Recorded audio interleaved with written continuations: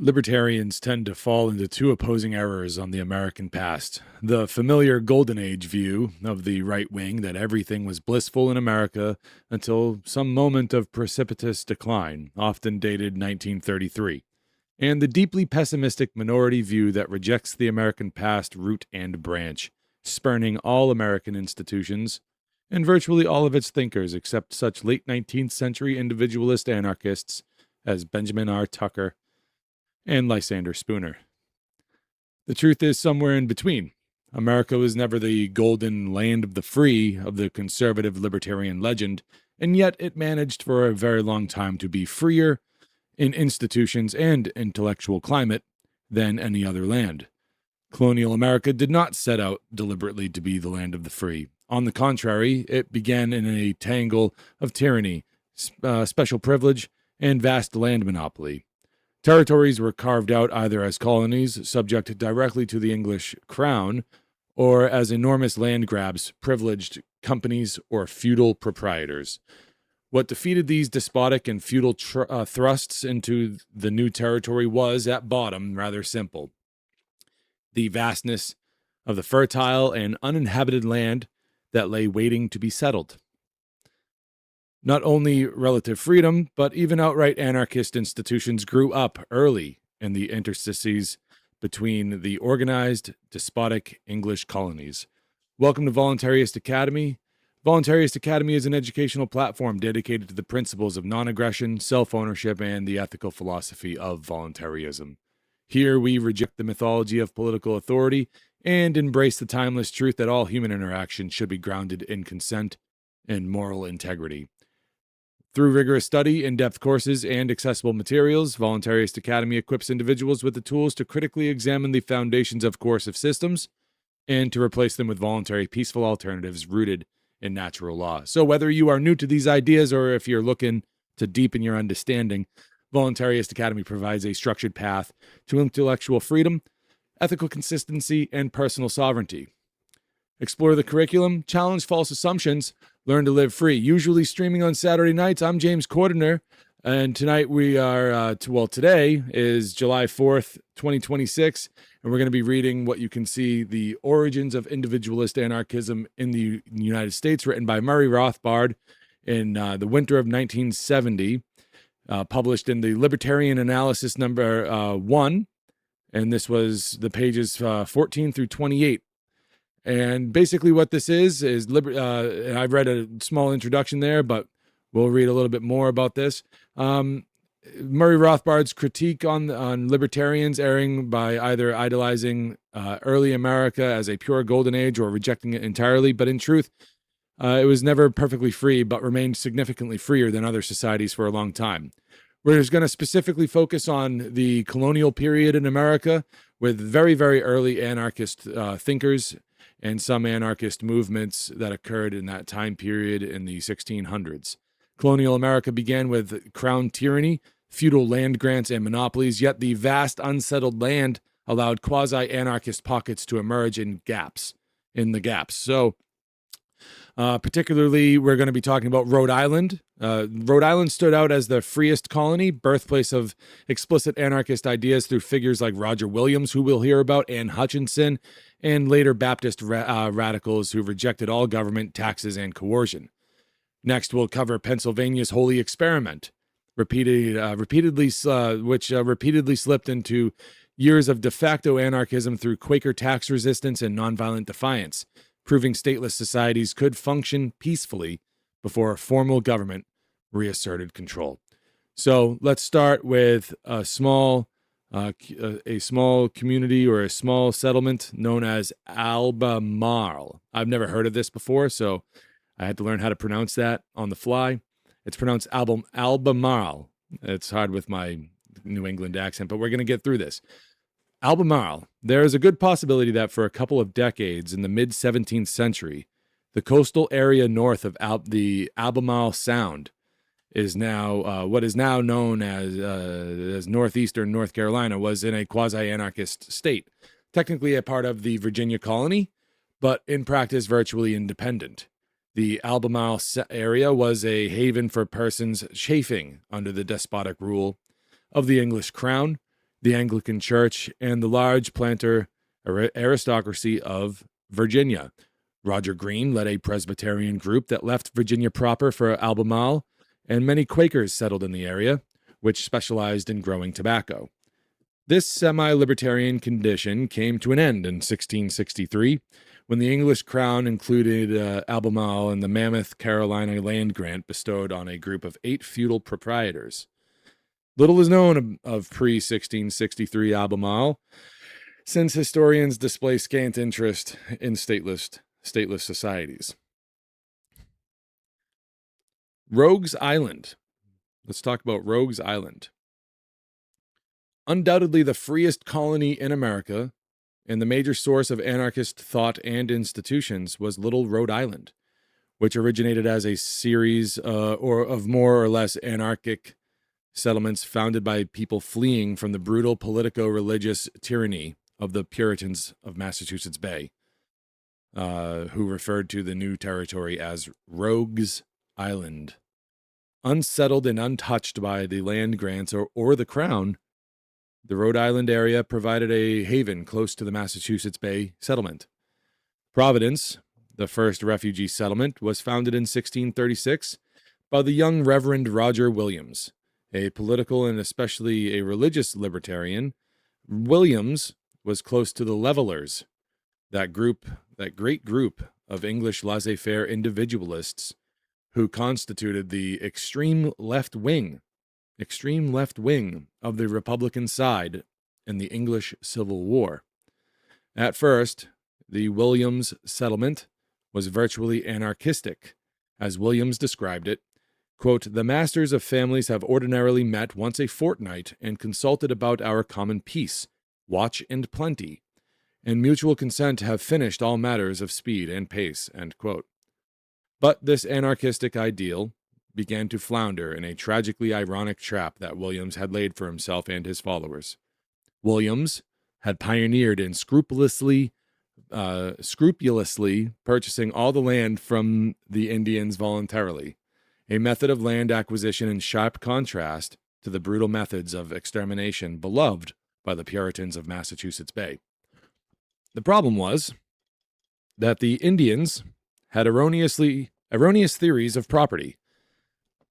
As collective tribes, they laid claim to vast reaches of land on which they had only hunted. Not having transformed the land itself, they were not entitled to all of the land that they sold. Hence, Williams and his group, by purchasing all of this unsettled land, willy-nilly acquired these illegitimate land titles.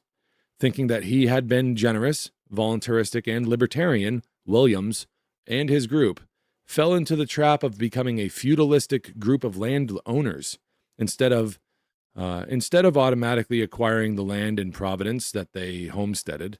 Later settlers had to purchase or rent the land from the original Williams claimants. The result was that Williams and his original colleagues, who had formed the Fellowship, they called themselves the Fellowship, found themselves in the position of being oligarchic rulers of Providence as well as Providence's land monopolists. Once again, as so many times in history, land monopolies and government went hand in hand. While a libertarian, Williams never became an explicit anarchist, even though he established an anarchistic community in Providence. The honor of being the first explicit anarchist in North America belongs to Williams's successor, a leading religious refugee from Massachusetts named Anne Hutchinson. Anne and her followers, who had become far more numerous a band of heretics than Williams had amassed, emigrated to the Rhode Island area in 1638 at the suggestion of Williams himself. There, they purchased the island of Aquidneck from the Indians and founded the settlement of Pocasset, now known as Portsmouth. Anne soon became restive at Pocasset, seeing that her follower and major founder of the settlement, the wealthy merchant William Coddington, had quickly established his own theocratic rule over the infant colony. For Coddington, as judge of the settlement, based his decrees and rulings on the word of God, as arbitrarily interpreted by himself.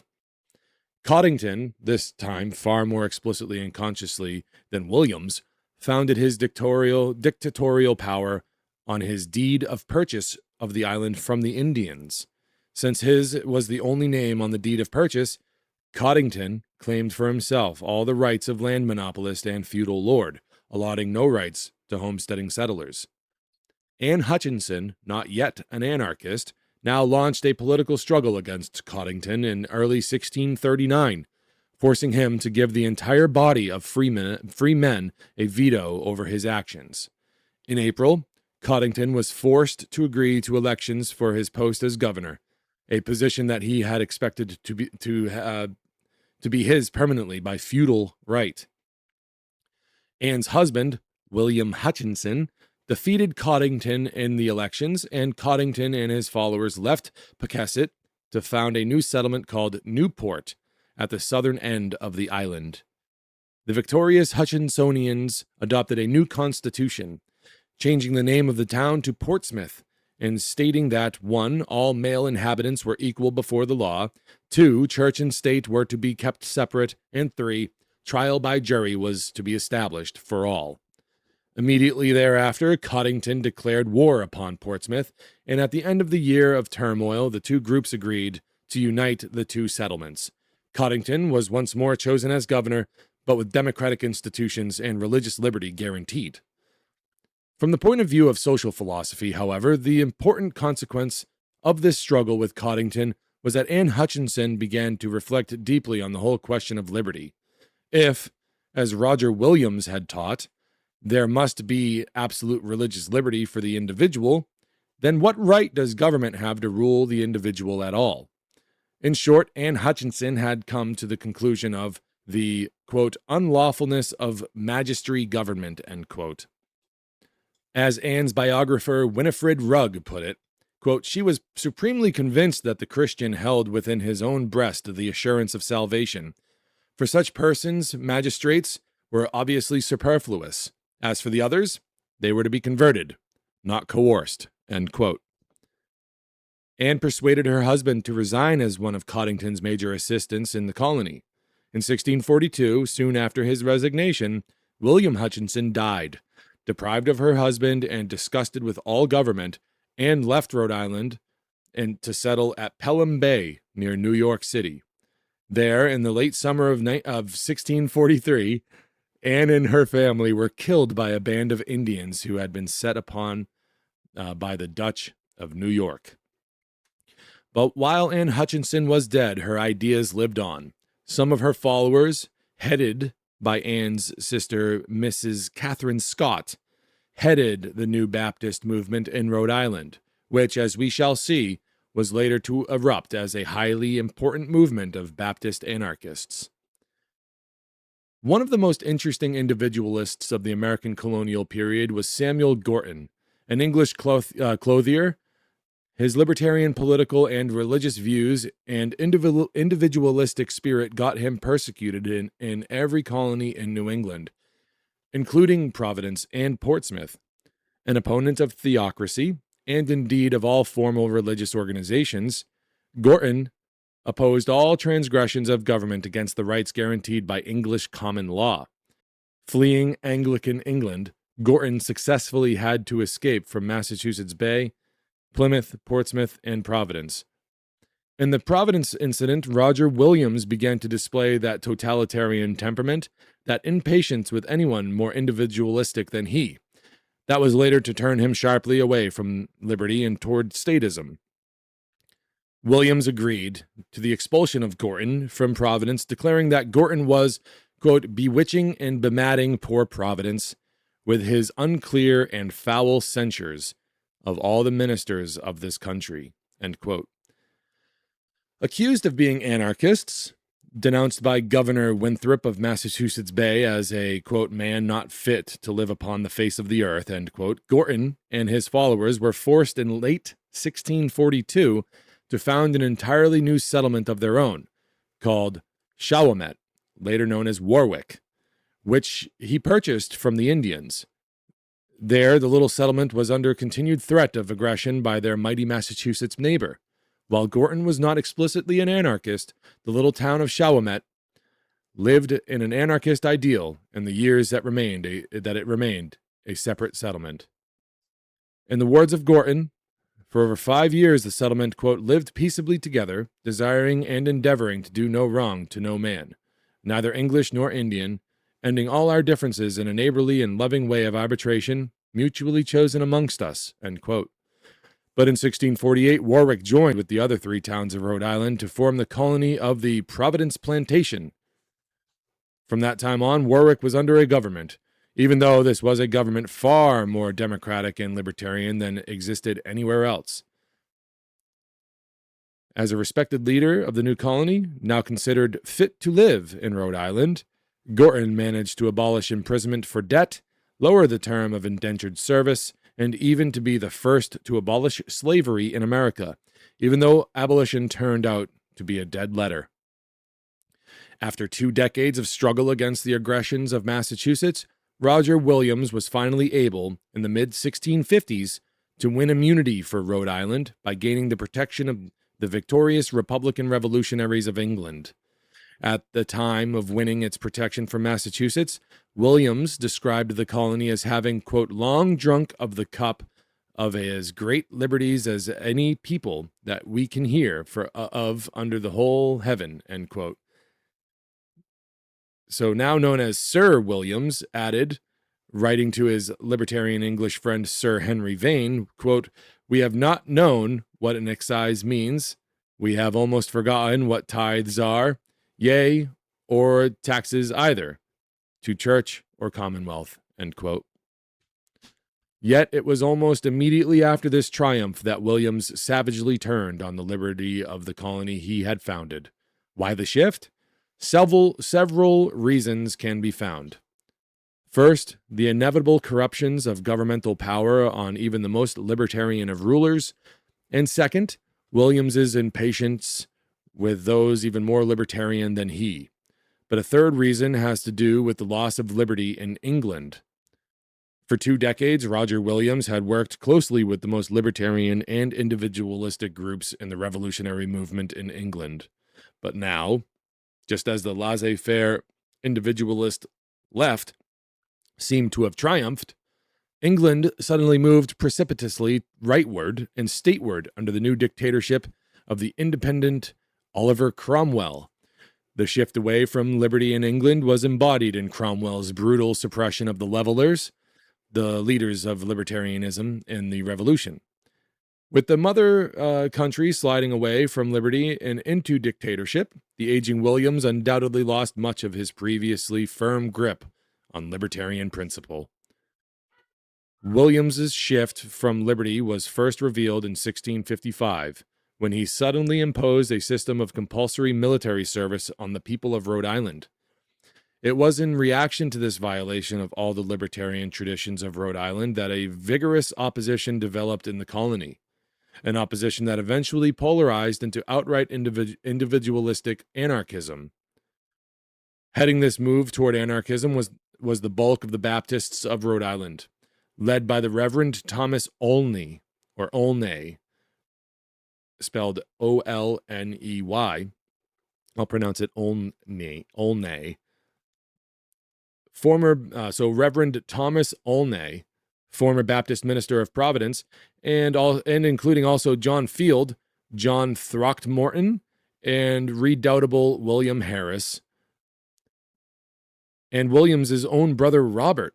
This group circulated a petition charging that, quote, it was blood guiltiness and against the rule of the gospel to execute judgment upon transgressors against the private or public well, end quote. That's W-E-A-L. I think that's wealth in oldie times. In short, any punishment of transgressors and or any bearing of arms was anti-Christian. I don't know. Jesus brought a sword. He also took a switch to certain people. Williams's response was to denounce the petition as causing, quote, tumult and disturbance, end quote. The anarchists thereupon rose in rebellion against Williams's government, but were put down by force of arms. Despite the failure of the revolt, The 1655 elections of a few months later elected Thomas Olney as an assistant to the inevitably re-elected Williams, even though Olney himself had led the uprising. Interesting.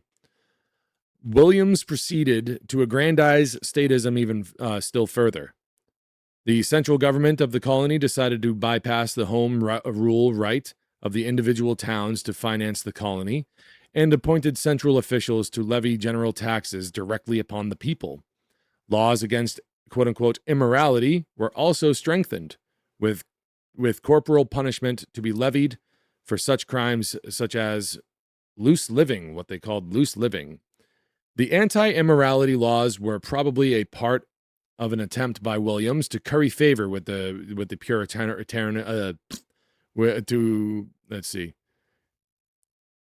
The anti-immorality laws were probably a part of an attempt by Williams to curry favor with the puritanical Oliver Cromwell. Most ominously, after Cromwell had ordered Rhode Island to punish, quote, intestinal commotions, end quote, the colony shifted swiftly passed a law against, quote, ringleaders of factions, end quote, who were thereafter to be sent to England for trial. Baptist anarchism, however, continued to intensify in Rhode Island. One of the new adherents was none other than Catherine Scott, a leading Baptist preacher and the sister of Anne Hutchinson. In this way, Anne's lone pioneering in philosophical anarchism before her death had planted a seed that burst forth a decade and a half later. Also adopting anarchism were Rebecca Throckmorton, Robert West, and Anne Williams, who's the wife of Robert Williams. Finally, in March 1657, the crackdown on freedom of speech and dissent arrived.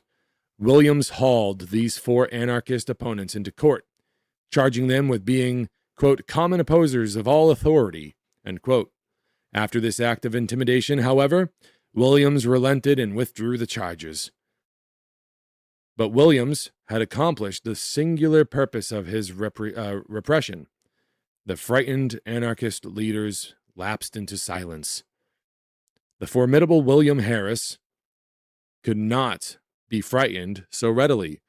Harris circulated a manuscript to all the towns of Rhode Island, denouncing all taxation and all civil governments, what he called, quote-unquote, all civil governments. He called upon the people to, quote, cry out, no lords, no masters, end quote. Harris predicted that the state, which he called, quote, the House of Saul, end quote, would inevitably grow weaker and weaker, while the House of David, namely Harris and his followers, that's what he referred to themselves as, would grow stronger and stronger. Harris also condemned all punishments and prisons, all officials, and all legislative assemblies. William Harris was now hauled into court by Williams' administration. He was charged with, quote, open defiance under his hand against our charter, all our laws, Parliament, the Lord Protector, referring to Cromwell, and all governments, end quote. Instead of quieting under repression as had Mrs. Scott and the others, Harris swore that he would continue to maintain his anarchism, quote-unquote, with his blood. Persistently refusing to recant, Harris reiterated his interpretation of Scripture, namely that, quote, he that can say it is his conscience ought not yield subjection to any human order amongst men, end quote. The general court found Harris guilty of being, quote, contemptuous and seditious, end quote, and the evidence against Harris and his son was sent to England in preparation for a trial for treason. The treason trial, however, never materialized because, by good fortune, the ship carrying the evidence to England was lost at sea.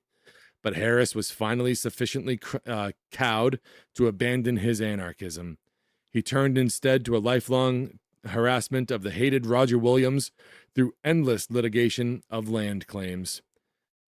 Before we move on, I just want to point out that even over 300 years ago, they knew anarchism meant no masters, no slaves.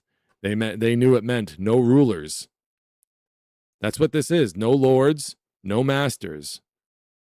Okay?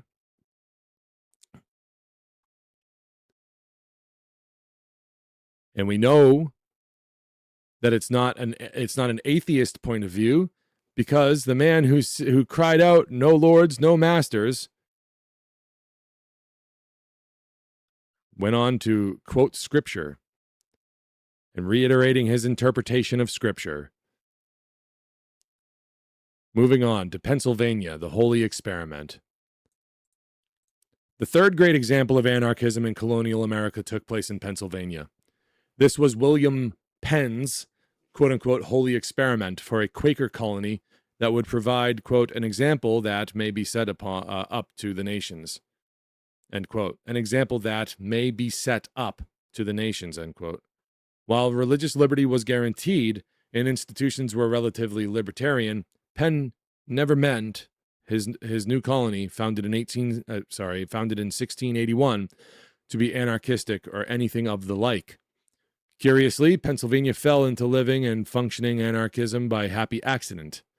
Lured by religious liberty and by cheap and abundant land, settlers, largely Quaker, poured into Pennsylvania in large numbers. At the end of 8 years, 12,000 people had settled in the new colony. The first touch of anarchy came in the area of taxation. While low excise and export duties had been levied by the Pennsylvania Assembly in 1683, Governor Penn set aside all taxes for a year to encourage rapid settlement. The next year, when Penn wanted to levy taxes for his own personal income, a group of leaders of the colony persuaded Penn to drop the tax in return for them personally raising a voluntary gift for his own use. William Penn returned to England in the fall of 1684, convinced that he had founded a stable and profitable colony. One of his major expectations was the collection of quintrents from every settler. This was to be in continuing payment for Penn's claim as feudal landlord of the entire colony, as had been granted by the crown. But Penn, like the proprietors and feudal overlords in the other colonies, found it almost impossible to collect these quintrents.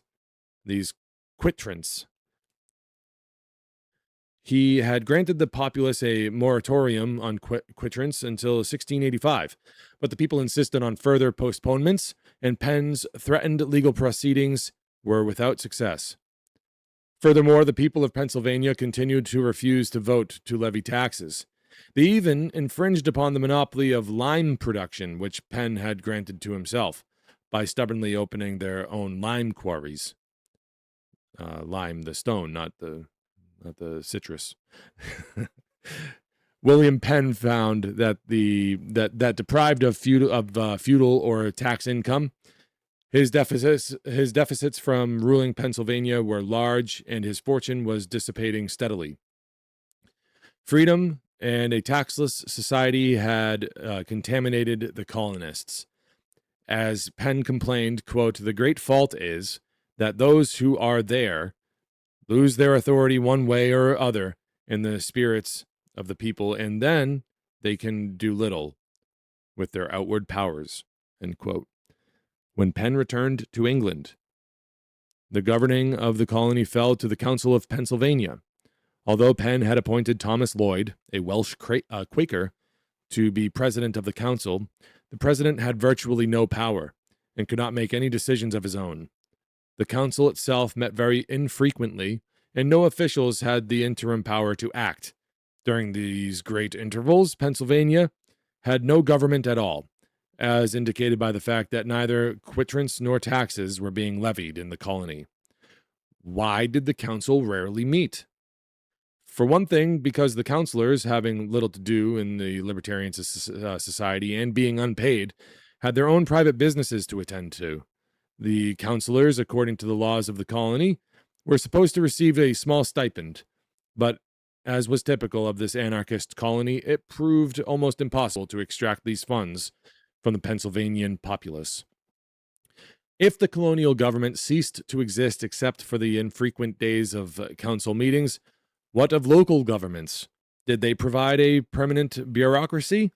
A visible evidence of the continuing existence of the state apparatus? The answer is no, for the local courts met only a few days a year, and the county officials too, were private citizens who devoted almost no time to upholding the law. To cap the situation, the Assembly passed no laws after 1686, being in a continuing wrangle over the extent of its powers.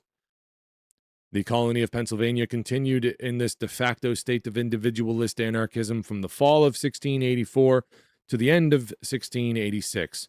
4 glorious years in which no outcry arose from the happy citizens about anarchy or chaos. No Pennsylvanian seemed to believe himself any the worse for wear.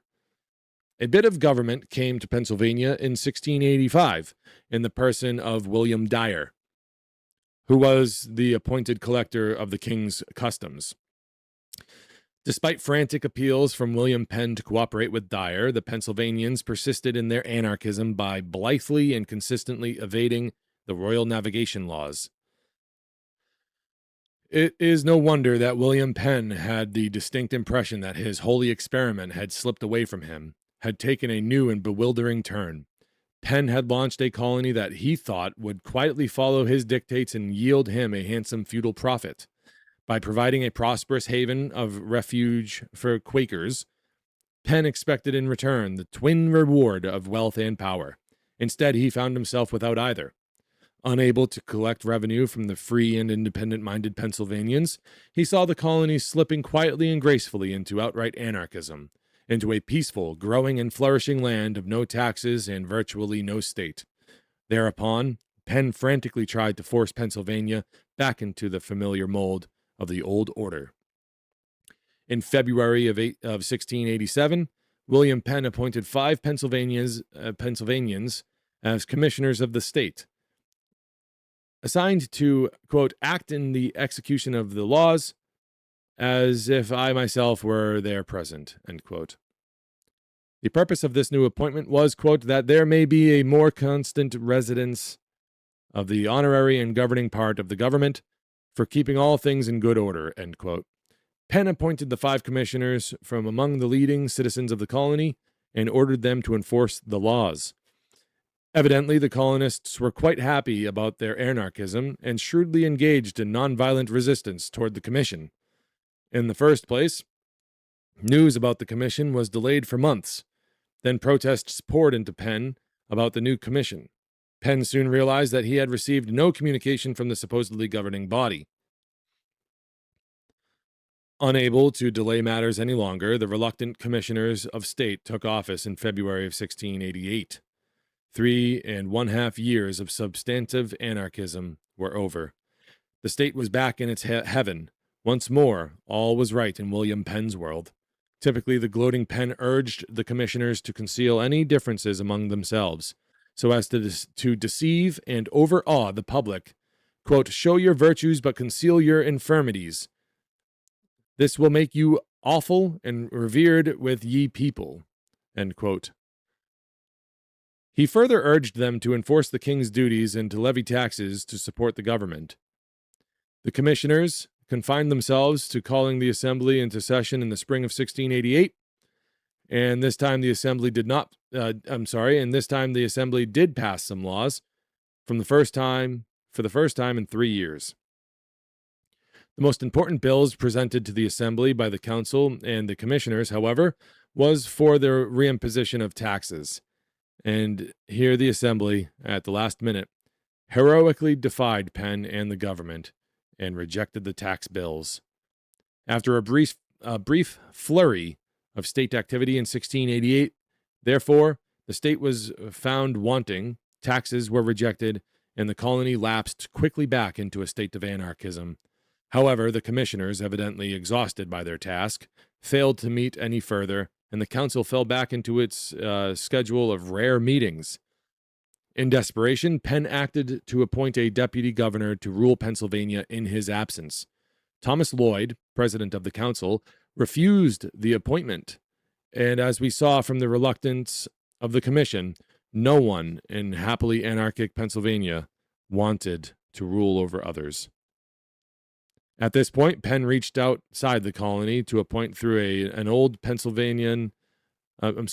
tough old non-Pennsylvanian and non-Quaker, the veteran Puritan soldier named John Blackwell, to be deputy governor of the colony. In appointing him, Penn made clear to Blackwell that his primary task was to collect Penn's quittance and his secondary task to reestablish the government. If John Blackwell had any idea that the Quakers were a meek people, he was in for a rude surprise. Blackwell was to find out quickly that a devotion to peace, liberty, and individualism in no sense implied an attitude of passive resignation to tyranny. It meant quite the contrary. Blackwell's initial reception as deputy governor was an augur of things to come. Sending word ahead for someone to meet him upon his arrival in New York, Blackwell landed there only to find no one to receive him. After waiting in vain for 3 days, Blackwell went alone to the colony. When he arrived in Philadelphia on December 17th of 1688, he found no escort, no parade, no reception committee. After having ordered the council to meet him upon his arrival, Blackwell could find no trace of the council or any other governmental officials. Instead, he found the council room deserted and covered with dust and scattered papers. The wheels of government had nearly stopped turning, he said. Only one surly escort appeared, and he refused to speak to his new governor. And when Blackwell arrived at the empty council room, his only reception was a group of boys of the neighborhood who gathered around to hoot and jeer. The resourceful Pennsylvanians now embarked on a shrewd and determined campaign of nonviolent resistance to the attempt to reimpose a state on a happy and stateless people. Thomas Lloyd, as keeper of the Great Seal, insisted that none of Blackwell's orders or commissions were legally valid unless stamped with the Great Seal, and Lloyd, as keeper, somehow stubbornly refused to do any stamping. Furthermore, David Lloyd, the clerk of the court and a distant relative of Thomas's, absolutely refused to turn over the documents of any case to Blackwell, even if the judges so ordered. For this act of defiance, Blackwell declared David Lloyd unfit to serve as For this act of defiance, Blackwell declared David Lloyd unfit to serve as court clerk and dismissed him. Thomas promptly reappointed David by virtue of his power as keeper of the Great Seal. Moreover, out of a dozen justices of the peace named by Blackwell, 4 of them bluntly refused to serve. As the revolutionary situation intensified in Pennsylvania, the timid and short-sighted began to betray the revolutionary libertarian cause. All of the council except 2 now sided with Blackwell. Leader of the pro-Blackwell clique was Griffith Jones, who had allowed Blackwell to live at his home in Philadelphia. Jones warned that, quote, "It is the king's authority that is opposed, and it looks to me as if it were raising a force to rebel," end quote. On the council, only Arthur Cook and Samuel Richardson continued to defy the governor. Blackwell was, of course, appalled at this situation. He wrote to Penn that the colonists were suffering from excessive liberty, that they had eaten more of the, quote, "honey of your concessions than their stomachs can bear," end quote. Blackwell managed to force the council to meet every week in early 1689, but he failed to force them to agree to a permanent and continuing counselor from every county in Philadelphia. Arthur Cook led the successful resistance, pointing out that the, quote, "people were not able to bear the charge of constant attendance," end quote. The climax in the struggle between Blackwell and the people of Pennsylvania came in April of 1689, when the governor introduced proceedings for the impeachment of Thomas Lloyd, charging him with high crimes and misdemeanors. In his address, Blackwell trumpeted to his stunned listeners that William Penn's power over the colony were absolute. The council, on his theory, existed not to represent the people, but to be an instrument of Penn's will. Blackwell concluded his harangue by threatening to unsheath and wield his sword against his insolent and unruly opponents. Given the choice between the old anarchism or absolute rule by John Blackwell, even the trimmers and waverers rallied behind Thomas Lloyd. After Blackwell had summarily dismissed Lloyd, Richardson, and others from the council rebelled and demanded the right to approve of their own members. With the entire council now arrayed against him and the disheartened Blackwell dissolved that body and sent his resignation to Penn. The councilors in turn bitterly protested to Penn against his deputies' attempt to deprive them of their liberties. As for Blackwell, he considered the Quakers agents of the devil, as foretold in the New Testament, men, quote, who shall despise dominion and speak evil of dignities, end quote. These Quakers, Blackwell charged in horror, quote, have not the principles of government amongst them, nor will they be informed, end quote. Faced with virtually unanimous and determined opposition from the colonists, Penn decided against Blackwell. For the rest of the year, Blackwell continued formally in office, but he now lost all interest in exerting his rule. He simply waited out his fading term in office. Penn, in effect, restored the old system by designating the council as a whole as his deputy governor. Replacing vinegar with honey, Penn apologized for his mistake in appointing Blackwell and asserted, quote, I have thought fit to throw all into your hands, that you may all see the confidence I have in you, end quote. Pennsylvania soon slipped back into anarchism. The council, again headed by Thomas Lloyd, met but seldom. When a rare meeting was called, it did virtually nothing and told William Penn even less. The assembly also met but rarely, and when Secretary of the colony, William Markham, a cousin of Penn, who had been one of the hated Blackwell clique, submitted a petition for the levying of taxes to provide some financial help for poor William Penn, the council totally ignored his request.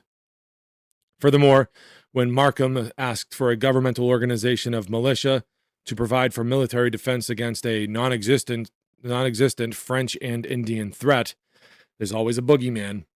The council preserved the anarchistic status of the colony by blandly replying that any people who are interested could provide for their defense at their own expense.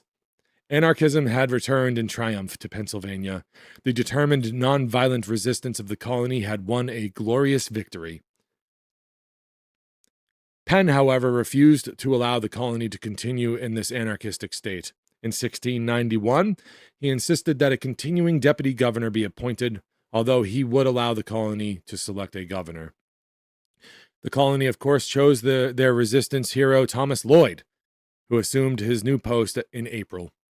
After 7 years of de facto anarchism, with the exception of a few months of council meetings and several months of Blackwellite attempt to rule, Pennsylvania now had a continuous, permanent head of government.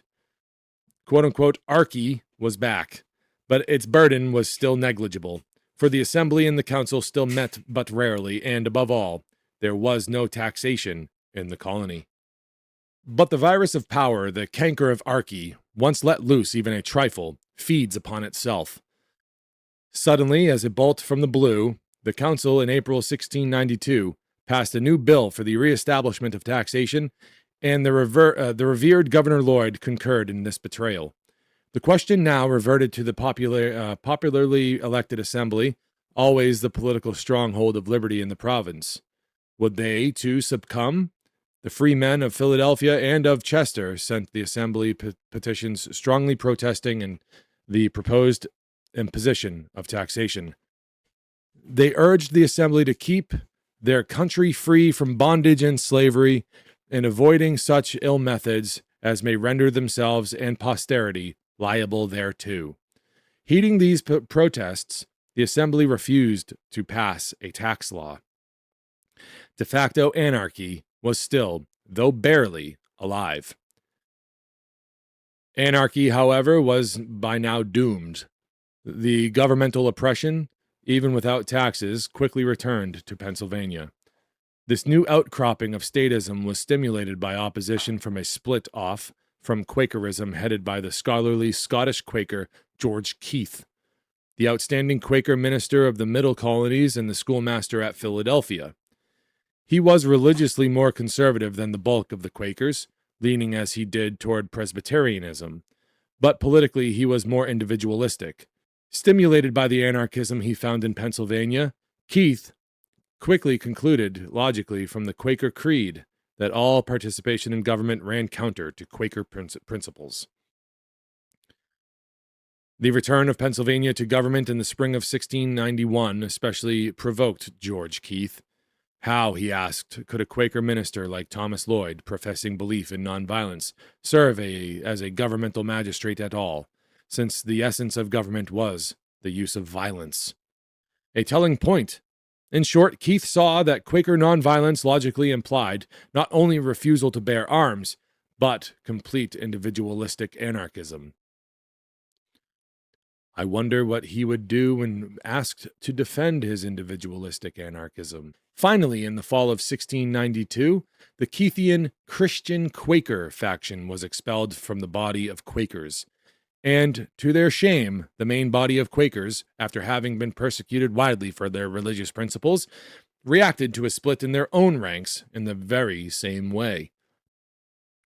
Keithian pamphlets were confiscated and the printers arrested. Keith himself was ordered to stop making speeches and publishing pamphlets, quote, that have a tendency to sedition and disturbance of the peace, as also to the subversion of the present government, end quote. 3 Keithian leaders, including Keith himself, were indicted for writing a book denouncing the magistrates, and the jury was packed with the friends of the Quaker rulers.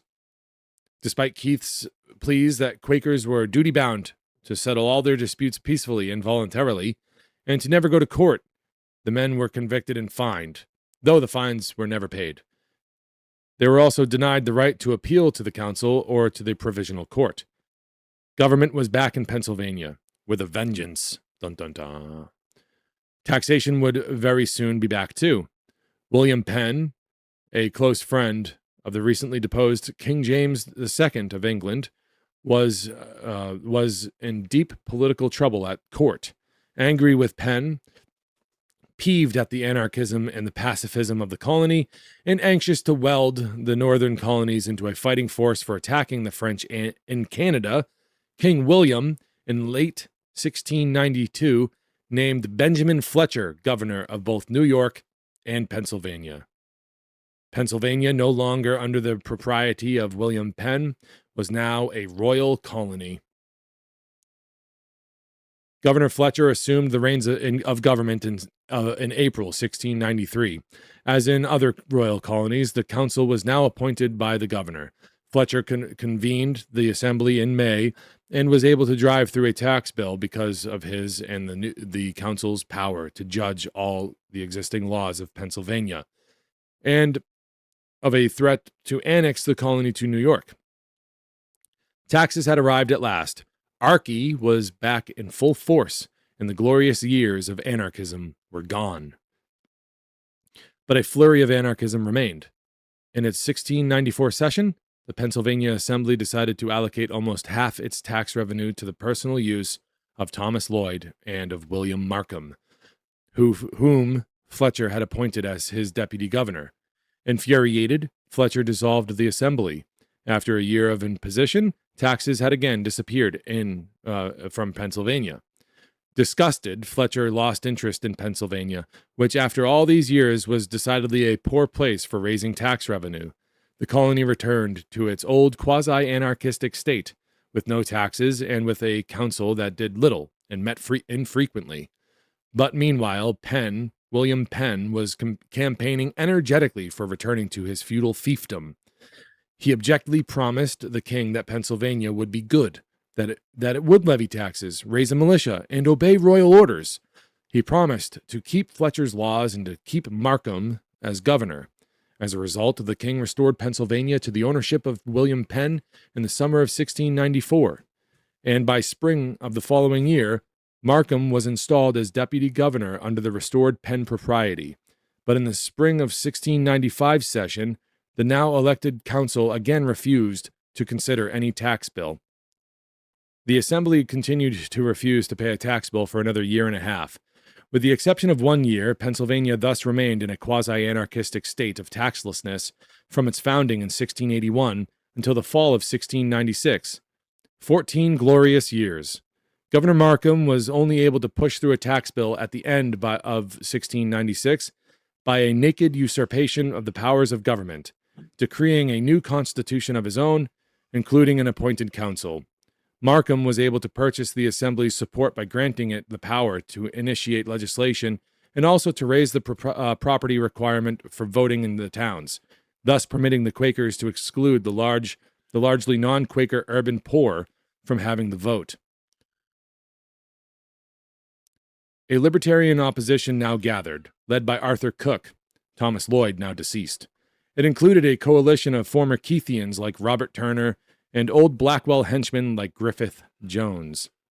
The opposition gathered a mass petition in March of 1697, signed by over 100, attacking the imposed constitution, the increase in suffrage requirements in the towns, and particularly the establishment of taxation. When the opposition councilors and assemblymen, elected as a protest under a separate set of votes under the old constitution, were summarily rejected, Robert Turner denounced this threat to, quote, our ancient rights, liberties, and freedom, end quote. Turner particularly denounced the tax bill of 1696 and urged that the tax money seized from its rightful owners, quote, by the unwarranted, illegal, and arbitrary act be forthwith restored, end quote. But all this was to no avail.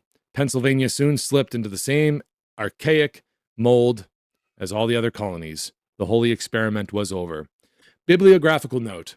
None of this material has ever appeared in any work on the history of individualist anarchism in the United States. James J. Martin's excellent book called Men Against the State, which we've read in full on this channel, does not go back before the 19th century. It doesn't. We know that already. In any case, Martin's methodology prevents him from acknowledging these men and women of the 17th century as anarchists, since he believes Christianity and anarchism to be incompatible, which they're not. Neither Rudolph Rocker's Pioneers of American Freedom, nor Henry J. Silverman's American Radical Thought, the Libertarian Tradition, touches on the colonial period. The only history of individualist anarchism that deals with the colonial period is the pioneering work of Eunice Minute Schuster in his book called Native American Anarchism, published in 1932. And republished in 1970. Schuster deals briefly with the religious views of Anne Hutchinson and the Quakers, but does not deal hardly at all with the political ideas nor with the institutions that they put into practice. Corinne Jacker's book called The Black Flag of Anarchy, published in 1968, only sharply condenses Schuster. Thank you for watching this. I hope you guys walk away from this with an understanding of just how long. I hope this really opens up your eyes to just how long these types of things have really existed in this country. It surely is very informative, and I hope you guys understand that we can get back to this, and we need to know the past to know how we can make the future, I guess. I love you all, and while you're out there on this 4th of July, remember, be safe, and remember what you're celebrating, if you're celebrating this at all. There's not really anything to celebrate. There's more tyranny now than ever in human history, and the fact that we're celebrating what men did 250 years ago to overthrow a king and to establish freedom. People are celebrating government. Let's put it that way. They're not celebrating freedom. They're celebrating government these days, and it's pretty disgusting. So I don't know. Let's talk about it in the comments, and let me know what you think about this video. Like, share, subscribe, do all that good stuff, and I'll see you guys next time on Voluntarist Academy. Until then, you own yourself, period. I love you all. Bye. Voluntarist Academy. Please subscribe.